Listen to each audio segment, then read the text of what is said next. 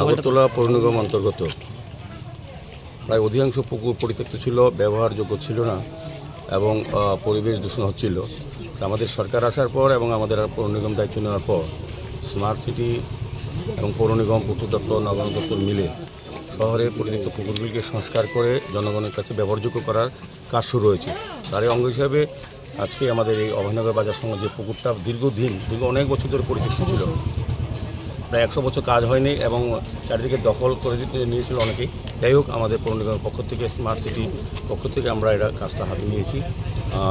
2.4 অনুমোদিত ব্যয় ধরা হয়েছে। এটা চারিদিকে বাউন্ডারি ওয়াল দেওয়া হচ্ছে, রাস্তা তৈরি করা হচ্ছে এবং এটা সংস্কার করে আলো ব্যবস্থা করে ব্যবহার করা হবে। আজকে আমরা এখানে ভিজিটে এসেছি আমরা দেখার জন্য।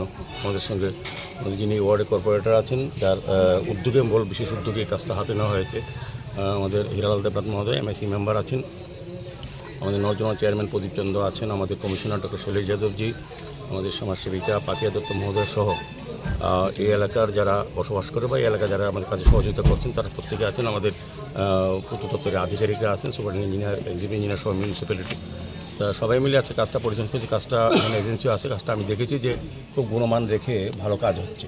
আমাদের পৌর নিগম এবং স্মার্ট সিটির কাজ বরাবরই ভালো হয়, তবে এটা একটা খুব ভালো কাজ হচ্ছে। তা আশা আগামী 2-3 মাসের মধ্যে কাজটা সম্পন্ন করবে। আমাদের এজেন্সি আমাদের কথা দিয়েছে, সেই অনুযায়ী আমাদের কমিশনার সাহেব ওনাকে নির্দেশ দিয়েছেন যাতে 3 মাসের মধ্যেই আমরা কাজটা শেষ করতে পারি। সেই উদ্দেশ্যে আজকে ভিজিট করা। টোটাল কয়টা পুষ্করটি ভিজিট করা হবে আজকে?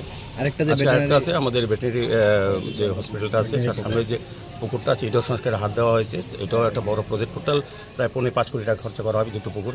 তো সেভাবে আগরতলা শহরের সমস্ত পুকুরগুলোকে সাজানো হচ্ছে।